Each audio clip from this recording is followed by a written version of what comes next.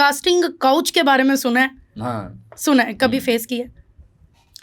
होता रहता फेस, काफी अरसा से इसी फील्ड में हम भी इसी माशरे में रहते तो हैं। फिर उन चीज़ों से कैसे बचा जाता है, क्योंकि ये तो काफ़ी ज़्यादा आम हो चुका हुआ है इस फील्ड में, कास्टिंग काउच के बारे में आप तो जानती होंगे। तो आप जैसे लोग या मुझ जैसे जो छोटे शहरों से उठ के आगे आते हैं, उनको एक ये होता भी है कि यार हमें हर तरीके से मिल जाए चांस कहीं ना कहीं, और फिर एक ऐसी चीज़ का भी सामना करना पड़ जाता है, तो उस टाइम पे क्या चूज करें? अल्लाह पे यकीन रखना चाहिए। मुझे एक पाकिस्तान का ना सबसे बड़ा प्रोग्राम है वो, मैं आपको ये सच्चा वाकया बता रहा हूँ। अब मैं सरगोदा से चलता हूँ, मुझे टाइम था उस प्रोग्राम का 2 बजे का, 2 बजे रिकॉर्डिंग स्टार्ट हो जानी थी, ठीक है। तो अब मैं पूरे 12 बजे लाहौर में था। 5.5 मिलीमीटर बारिश उस दिन रिकॉर्ड की गई, ठीक है। तो जब मैं पहुंच चुका 12 बजे, तो एक प्रोड्यूसर की कॉल आती है कि जो मेरे साथ था, जिसके रेफरेंस से था वो प्रोग्राम, या जो उसके साथ कोऑर्डिनेशन में था, उसको वो कहते हैं कि यार थोड़ा सा ना डिले कर रहे हैं, तो आप ऐसा करें 4 बजे आइएगा। ठीक है जी, 4 भी बज गए। फिर कॉल आती है जी आप ना 7 बजे आइएगा। तो वो जिस गेस्ट के साथ इनका है इंटरव्यू, पाकिस्तान की लेजेंड है वो, तो वो अभी उनकी पहले तो फ़्लाइट मिस हो गई थी, तो अब वो आ रही हैं, लेकिन वो थोड़ी सी फ़्लाइट उनकी डिले है। अब हो गया 12 बजे जाएगा प्रोग्राम, 12 बजे हम लोग पीसी चले गए। उधर भी आपको पता है फिर टाइम उधर क्या कुछ नहीं होता, फिर खर्चा भी होता है, ठीक है। खर्चा भी होता है।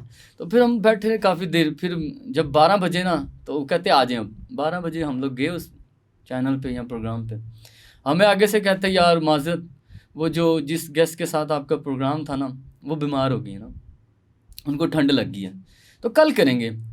मैंने फिर सिर्फ सिंपल, क्योंकि मैं ख़ुद भी एज ए प्रोड्यूसर काम कर चुका हूँ, बहुत काम किया मैंने, 38 से ज़्यादा ड्रामा को देखा है मैंने, मामलात सारे।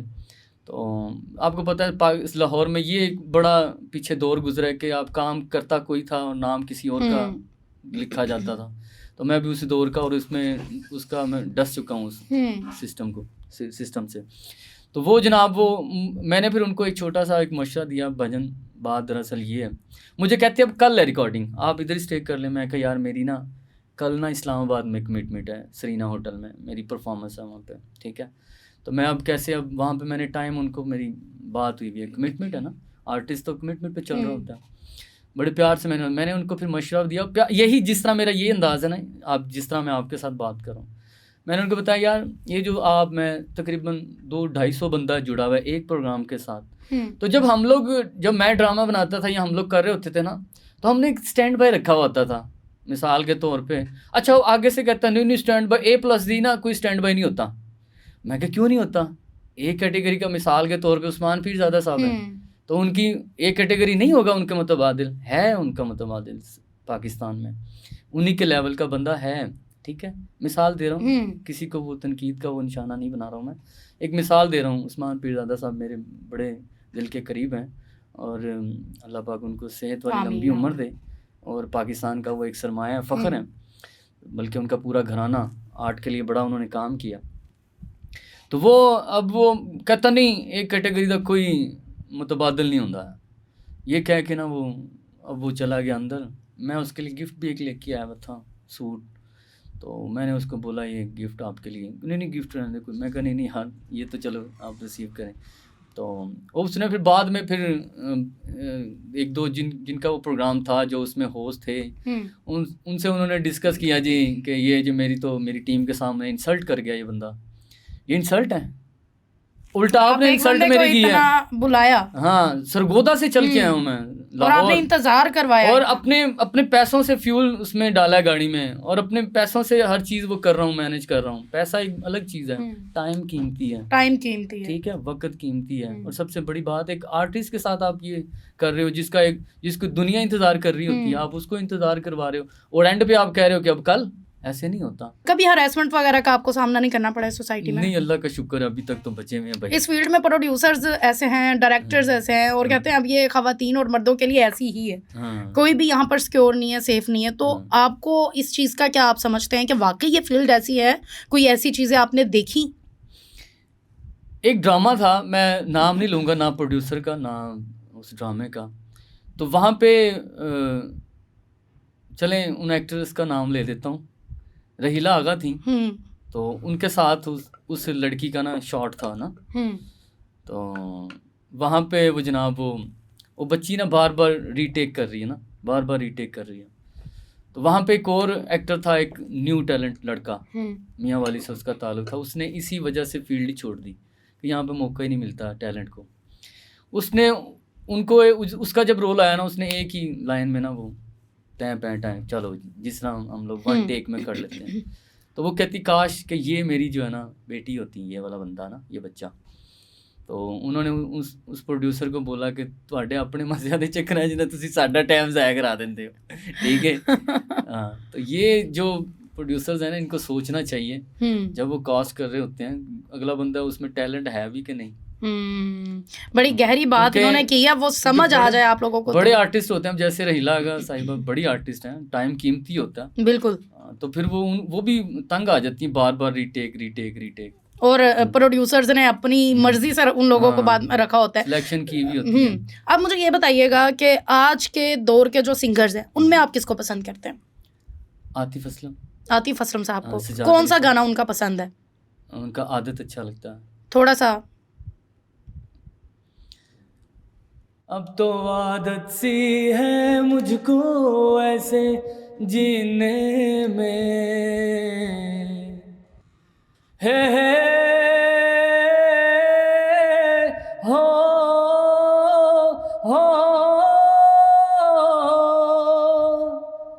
हा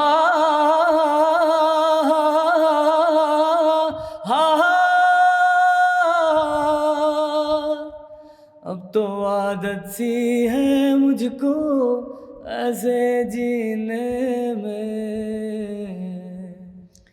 क्या बात है जी। अगर आपको एक गाना मौके पे बनाना हो तो फिलहाल हमारे सामने इतनी चीजें पड़ी, इनमें से किसी चीज को आप चूज कर लें और उस पे कोई फनी 2-3 लाइनें आपने गानी हो। फनी मैं गाता नहीं हूँ, लेकिन ट्राई सीरियस में फनी में कुछ ट्राई कर ले, कुछ भी, या इसी पे कर ले कि आज आप हुमा के साथ पॉडकास्ट पे। कोई बाजरा तुल वंजणे, ओ कोई बाजरा तुल वंजणे, अज साडा हुमा नाले, ओ अज साडा हुमा नाले, कल भी साडा हुमा नाले, ओ अज साडा हुमा नाले। पॉडकास्ट। क्या बात है जी, आपकी आवाज़ तो बड़ी सुरीली है। आवाज़ को लोग फ्रेश रखने के लिए ना हमारे सिंगर्स जो हैं वो शराब पीते हैं, उससे कहते हैं गला साफ रहता है, और वो वाकई खांसी का भी बड़ा बेहतरीन हल है। तो क्या आप भी अपने गले को साफ रखने के लिए इस्तेमाल करते हैं? बातों में से बातें निकलती। मैं एक दफ़ा एक इवेंट पे गया, तो उस गांव के अंदर ना उस दिन ना 5 इवेंट थे, 5 शादियां थी। आपको पता है ये जो देहाती लोग होते हैं ना, ये बहुत लवर होते हैं, ये इज्जत देते हैं बहुत बंदे को, सिंगर को बड़ी इज्जत देते हैं, बहुत रिस्पेक्ट देते हैं। गायक वो कहते हैं गवैया कहते हैं, वो गवैया है वो। तो वो उस गांव के अंदर ना 5 शादियां थी उस दिन ना, तो अल्लाह की तरफ से मुझे उस दिन इज्जत मिलनी थी। पाकिस्तान के नामवर 5 सिंगर उस गांव के अंदर उस दिन मौजूद थे, और मेरा जो गूगल है ना, वहाँ जब मैं जाता था वो बंद हो जाता था लोकेशन उनके गांव के अंदर, क्योंकि साथ में एक खुफिया एयरबेस थी, जिसकी वजह से वहाँ पे वो जैमर्स लगे हुए थे, तो वो बंद हो रहा था मेरा सिस्टम। उनकी मेहंदी शहंदी होगी, सारा कुछ हो गया, प्रोग्राम ख़त्म हुआ, तब उनको कॉल्स गई। हम लोग क्योंकि बैक गए, काफ़ी पीछे आए, रोड के ऊपर, मेन रोड के ऊपर कॉल्स की कि भाई जब हम लोग आपके पास उस गांव से गुजरने की या जाना ना उस स्पेस से, तो जब उधर से गुजरते हैं तो वो हमारा एक तो मैप भी बंद हो जाता है, गूगल शूगल सारे हर चीज़ उड़ जाती है। तो आप ऐसा करें, गाड़ी को हमें रोड के ऊपर भेजें, हम आते हैं। फिर ऐसे ही हुआ, फिर वो गाड़ी आई लेने हमें। जब तक हम गांव में पहुंचे, वो 4 शादियां 5 जो थी ना, 4 शादियां वो अपने सिंगर गा गू के अपने घरों में चले गए थे। और सागिर साहब की एंड पे एंट्री हुई, आगे जब देखा माहौल, कुर्सियाँ भी उठा रहे थे, मैं कहा यार ये तो लगता है अब खाना ही खाना है बस। कहते हैं आपने परेशान नहीं होना, ये गाँव है, देखो आपने साउंड चलाना, देखना यहाँ पे कैसे कीड़ियों की तरह लोग। ऐसे ही हुआ। उन्होंने खाना खाने के लिए सबसे पहले वो आया, हमें उन्होंने ड्राइंग रूम में बिठाया, कहते हैं जाने बिस्मिल्लाह करो। वो पता क्या थी, वो मैं ले सकता हूँ नाम उनका? जी ले। मैंने ज़िंदगी में पहली दफ़ा देखी, जाने बिस्मिल्लाह करो। मैं कहा यार ये तो एक तो आप पहले अल्फाज पे गौर करें, चीज़ क्या आप दे रहे हैं, और जाने। तो मैं कहा यार मैं ना चाय वाला सिंगर चाय अच्छी है तो वो ले आए, ये चीज़ें आप उठा लें। तो अल्लाह का शुक्र है, ये जो सिंगर्स कहते हैं ना, मैं बड़े लोगों से सुना, मेरे को गाया नहीं जानता जो तक मैं जनाब, तो वो झूठ बोलते हैं, वो एक उन्होंने अपनी एक आदत बनाई हुई है। अच्छा, ये भी होता है, आप तो ठंडा नहीं खाते होंगे, ठंडा पीते नहीं होंगे, गला बंद ना हो जाए। मैंने शुगरान में कल आइसक्रीम भी खाई है। हाँ। आते हुए फिर एक ब्रांड की मैंने इस्लामाबाद से पहले बर्गर खाया, और उधर से आइसक्रीम भी मिलती है, मैंने वो भी खाई है। बर्गर के साथ मैंने वो कोल्ड ड्रिंक भी पी।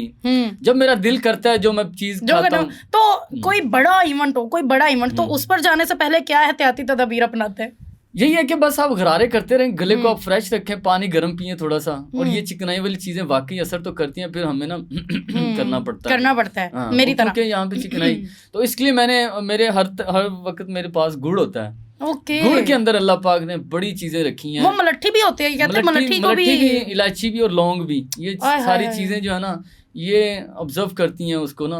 कभी नुसरत साहब के गाने, वो कवालियों को ट्राई किया है? हाँ, कोई एक आधी आती है जब मैं गाता हूँ, कोई एक आधी। मेरे फेवरेट है नुसरत साहब तो।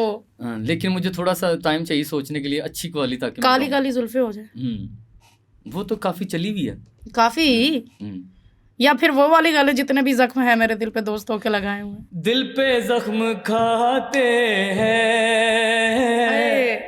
सारे गारे गारे पामा गारे नेसा, दिल पे जख्म खाते हैं, जान से गुजरते हैं, दिल पे जख्म खाते हैं। आगे क्या लाइन बोल गया वो, एतबार बढ़ता है और भी मोहब्बत का,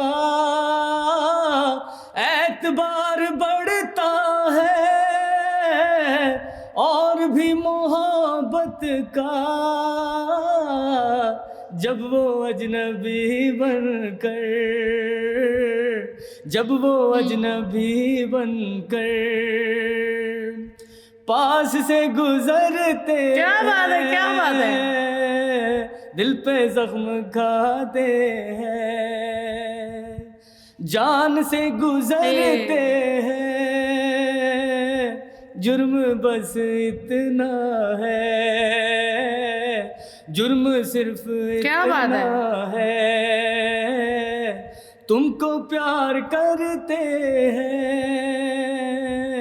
दिल पे जख्म खाते हैं। क्या बात है। थैंक यू साकिब साहब, आपकी आवाज़ इतनी खूबसूरत है, इतनी सुरीली है, और उससे ज़्यादा खूबसूरत आप खुद हैं। आप इतने अच्छे इंसान हैं। देखें, खूबसूरती ढल जाती है, लेकिन आपका इखलाक नहीं कभी ढलता है, तो आप अपने इखलाक से लोगों को जीतते हैं।